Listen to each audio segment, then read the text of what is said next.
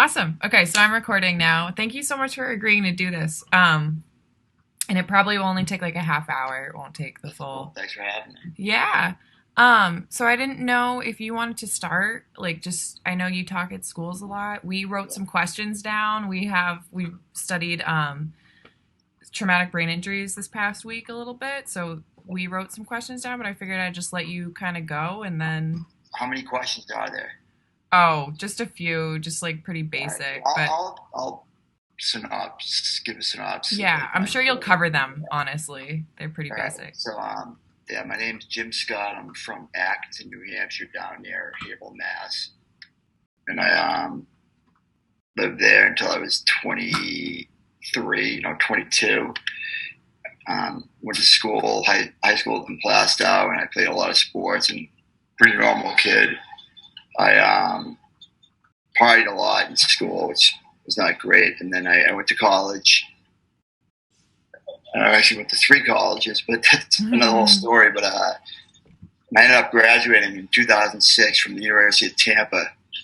Studied economics, and I did pretty well in school, but was never really serious about it. And I played golf in college. It was kind of like a vacation, being in Florida playing golf.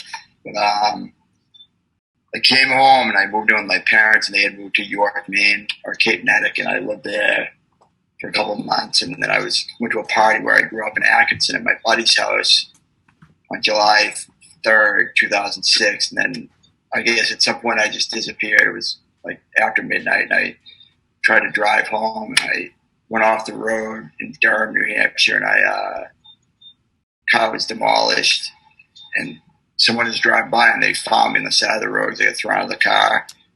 I was drunk driving, I was partying, and I don't remember. I don't remember anything from the middle of June 2006 until I woke up. I was in a coma, and then I woke up August 10th. So my accident was July 4th, and I woke up August 10th. Wow. And I still don't remember it. Oh. I remember probably started remembering stuff August. The first week I woke up, I started remembering stuff. But so it's weird. Like, it's not like the movies. Right. You're in a coma, you wake up and jump out of bed, and you start dancing around, whatever. It's not like that. Right. So the brain injury I had a diffuse injury, so it was all shaken up. I had a big bleed right here. So the right side of the brain controls the left side of the body. So I had left side paralysis. My entire left side was paralyzed for quite a while after I woke up. And I've been blessed. I've had phenomenal recovery and rehab services. So I have like pretty good motion with my left arm. It's not the strength's not as good, and the flexibility is not great, but it's functionable. So I'm lucky. But the biggest challenge I have, because the injury I had was to the right frontal lobe predominantly, is cognition, executive functioning, emotion regulation. Mm-hmm.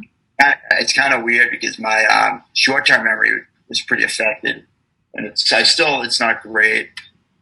I have to really focus on stuff. I write a lot of stuff down, and I didn't used to have to do that, but so I've kind of to get used to that. But it's the emotion piece that's really not great. Like I have like addiction past history with that, and like regulating my emotions is probably not my strong suit. But I get up and down, and even but my long term cognition, like my sense of like reality is pretty good, and like I'll know something's not a big deal, but I'll feel like it's the end of the world. Like right. how to react to that based on that. And it's interesting too. Like I literally my entire left side was paralyzed when I first woke up, and it's hard to like. I had to learn how to do everything with one hand essentially, and I was in inpatient rehab after I got out of the medical hospital. My coma, I was in inpatient rehab at Spalding in Boston for 6 weeks, and that place was amazing. Yeah. And they wanted me to go to a nursing home in central New Hampshire, and my mom was insane. Yeah. And she said, no, I'm going to bring him home. So she's a general contractor, so she works from home, but she basically was my nurse and drove me to all my rehab appointments. And I did outpatient rehab at Portsmouth Hospital for 2 years, every day, 5 days a week from 8 a.m. to 2 p.m. And it was intense. And like, I was lucky to be able to do that. Not a lot of people can just not work and just take the time to do that. And I had incredible progress. And eventually I moved out of my parents' house. And it's interesting. The hardest part though of this whole thing, like for me, has been now that I'm not like the same as I was before, but I'm like functionable. Right. And I can drive now. I have my license back. I can work. That's amazing. And I'm lucky to be able to do that. I mean, Yeah. it was a lot of hard work, but it's a lot of luck. You know, like 1 centimeter in the brain can be like nonverbal. But Yeah. it's really hard sometimes to like just. I compare the best analogy I can give is the brain's like an amazing computer, Yeah. and like my hard drive, so like my long-term memory and like, you know, all that kind of stuff. Yeah. Anything learned over time is fully intact. But my like operating system, like what makes things work, what lets me use that knowledge, is the part that's a little freaked out. And it's just really tough, you know. Like, and it's almost like sometimes. I mean, I'm grateful that I've had the physical recovery I have. And actually, I didn't mention this, but my brother is 4.5 years younger than me. And he's an amazing kid. He's married. He's had a baby.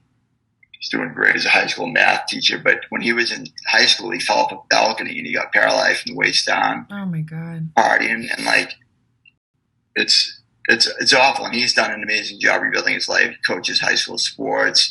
He does amazing. And I think, and I talked to him about this. Like he said, it's a little bit. He can accept it. Like he's in a wheelchair for the rest of his life, and he just accepts it. And like it's kind of like for me, it's like a blurred. Like I never know if I just tried harder, I would do better, or like if I just did it differently, I could do it. And like the fatigue is the big one. Like, I mean, I work out and I do like physically, I'm doing pretty well and I can do a lot of stuff. But like when I have to like think, it's embarrassing. But like when I like, and I'm on Zoom calls for work a lot, and like I'm about to fall asleep at the time. Like someone's talking, and like it's fine, but I mean it's just kind of like I feel like I should do better, and it's hard for me to like accept it because when I get up in the morning and I brush my teeth and I'm looking in the mirror, and it's like I'm looking at the same old Jim that I was before, and it's just really difficult to accept that. And I guess that's the hardest part. But because in other words, you're saying like your symptoms, your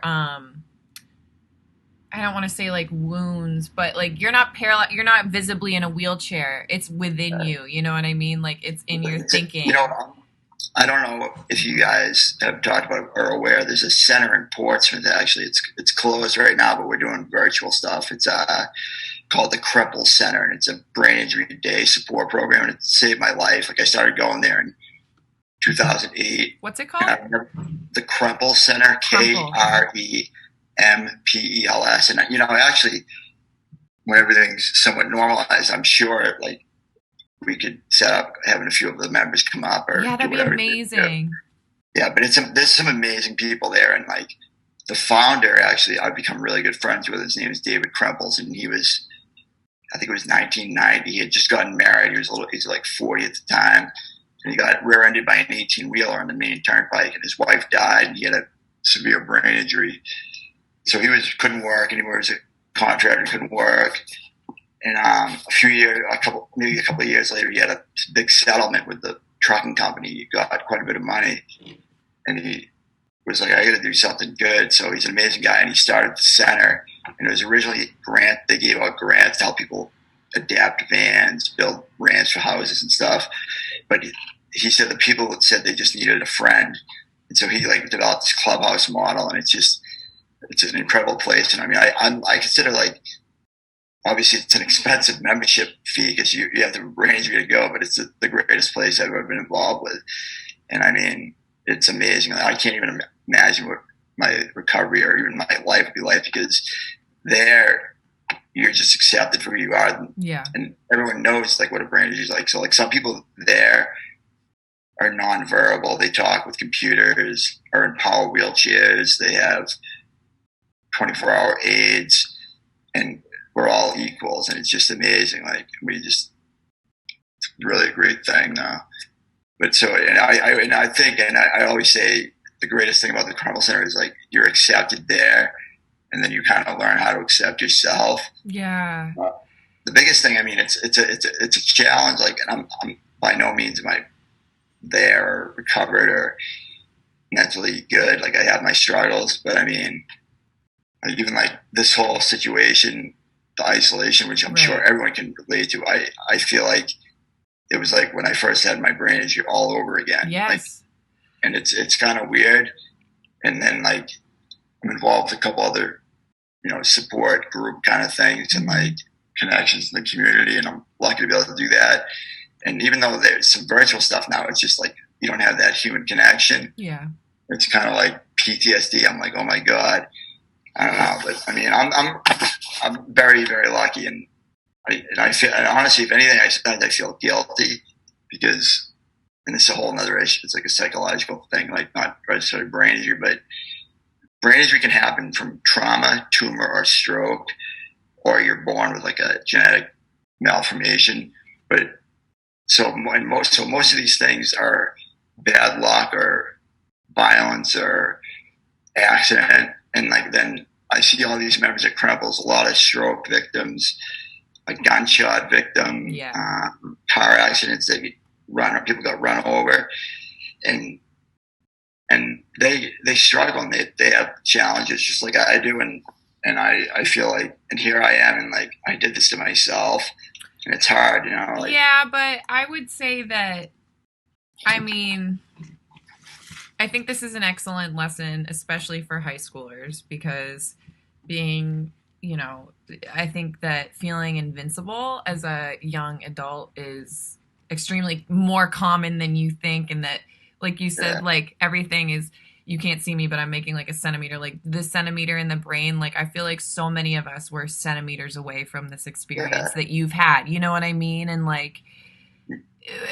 it's just one of those things, like, and we read about that too, and talked about how, like, not only do you have to deal with like the actual brain injury, but waking up and like having to accept it and like relearn things, and like, and that's honestly, like, that's really hard. It's hard. It's just like one of those, what's interesting, I think a lot of times people forget, and I think it's important to remember, like we tend to identify with like race, religion, whatever culture we can separate into, but like we're all like just trying to do the best we can, and like nobody is perfect at everything, and nobody can always do as good as they want to, and that's the biggest challenge. And obviously it's a little different when there's some things that you used to be able to do and now you can't, or you feel like you should be able to do them and you're just limited. But it's the same thing, like you're just trying to do as good as you can, and it's hard. And like it's always hard for me to remember that, like, the brain injury is just a small piece of who I am. And like, I mean, even like I have a really good life. I have a great family. I have a job. I'm safe. I live in a good place. But like bad, and the hard part for me, like sometimes I feel like, how can other bad stuff happen or challenging things happen? And I tend to want to say, well, the really bad thing that happened or difficult thing was my brain injury. So, and that was my fault. So anything else that happens must be my fault. But sometimes stuff just happens. Like, I mean, I just literally, I want to say like 2 days ago, my fiance dumped me, which is brutal. Oh no, are you serious? Yeah, I mean, I'm 38. I'm going to be 38 next month, and like I didn't get engaged till I was like 37, and like then I moved in with her, and like, I mean, it's taken me, what is it now, like 13 years to get the kind of acceptance around my injury that I have, and I think she like couldn't really see, like once we were living together, she was like, wow, like he has some challenges, and like, it is what it is. I mean, I'm trying to like just not completely self-destruct, but I don't know. It's interesting. I think like you have any kind of challenge, brain injury, any other health challenge, relationship, life still goes on, and that's sometimes we forget that. Like, Right. it was kind of good in a way. Like when I first had my injury, the whole world stopped. My whole world stopped, and like my family, like amazingly, like put everything on pause, took care of me. I focused on literally physical therapy for 2 years every day, and I made amazing progress. And then the hardest part has been making the transition to, all right, you dedicate yourself to recovery. Now you recovered, so you can live a life. Yeah. And it's kind of like flipping a switch to, you got to focus on other things. I mean, it's kind of reminds me of like when you're in school. Right. That's your task. That's your thing. And then but I mean, obviously at the same time you have other stuff going on, but eventually your task is actually living life, and it's kind of challenging, you know. Yeah. Really. Yeah. That is totally challenging. And you said that now you struggle with short-term memory. So does that mean like things that, like little information like dates or things that people talk about, like, you know, it's in the short term, or does it vary? It's actually, it's probably better to say working memory. So like when I'm in a conversation with someone, like, and I work in sales, and like I sell dog and cat food. So if I'm at a store and I have a little table set up, and people come in the store, and I'm like, hey, how you doing? Can I tell you about Ross Natural Pet Food? Yeah. They're like, sure. And I'm like, oh, do you have a dog or a cat? And they'll tell you, you know, I have a dog. Like, oh, that's cool. What kind of dog is it? And then like, I was talking with that, and I go, so what do you feed your? And then I'll forget if it was a dog or a cat. Yeah.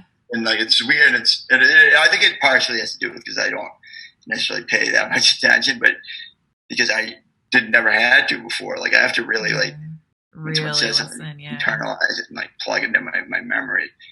And it's tough. I mean, I'll tell it's funny now, but I was on a first date one time with a girl, sober. I was not drinking. I was at the brewery, and I thought it was going great. So in my head, I'm planning where we're going to live, how many kids we're going to have.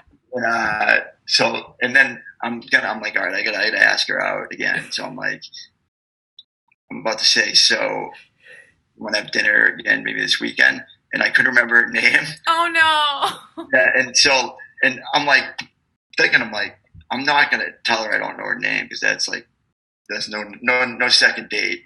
So I tried to be smart. I was like, oh, I'm gonna ask her. So I said, you know, that's a really cool name. How do you spell that? Thinking like that was a good way but it was Amy. And I was like, but luckily for me, I saved myself, because my sister's name is Amy, and it's AIME. Oh yeah. So I was like, oh, you know, I was just questioning, and so it kind of covered me, but it was kind of embarrassing. Yeah. That's funny. Yeah, that's like, I saw something online of a girl saying the same thing because she forgot someone's name, and he was like, RJ. my name's RJ. Like, I forget. I can't even, like, yesterday, I can't imagine. I am so forgetful as it is. Like, I can't. Yeah. But honestly, Jim, like, I knew you before knowing all this, right? Like, as an acquaintance, and like, this is all, I just had no idea. You know what I mean? Like, as an outsider looking in, you are totally functioning. You know what I mean? Like, it's really not visible at all. I had no idea. You carry yourself. I mean, not that it's bad to not. Yeah. Some people can't. You're right. You know what I mean? Like, you worked really hard to get where you are, and like you are totally successful. You know, like, you have a job. And thank you. You know, it's funny too. Like, I mean, obviously it was a lot of hard work, but right. Like a lot of things in life, though, like I was saying, like a centimeter one way or whatever. Like, I mean, I've been like blessed. Like, you can work. Like, there's certain things that I haven't got back, or a couple surgeries I had to have on my like tendons that were deformed or shrank, that I was lucky to be able to do. But like some stuff you can work, and a lot of things there are luck, and like it's all about when you get the opportunity, just take it. I mean, I wish and even when I've been blessed, like, to do quite a bit of speaking with, especially in the brain injury recovery community. Yeah. And I wrote a book, and like, Really? yeah, I do quite a bit of speaking with that. But I go to a lot of hospitals, and I'm always afraid, like, to be so positive, like to give people the impression that if they work hard, they're guaranteed to be Right. thriving and working. Like, Right. and unfortunately, that may not be the case. But you'll never know how good it's going to be unless you work hard. Right. You know, it's like, so it's an interesting thing. Like, that's where I think I get some of the guilt. Like, Yeah. but I'm lucky. So It's on one hand, you deal with like wishing, like thinking you could do better if you tried hard. And on the other hand, you deal with the guilt of knowing that you're lucky enough to even be able to have that problem. You know what I mean? It's like, it's weird. It's like a survivor's guilt. Yes. Even though Yes. no one died. Like, yes. it's like, just because it's like when other people have the same type of injury and don't have as good of an outcome.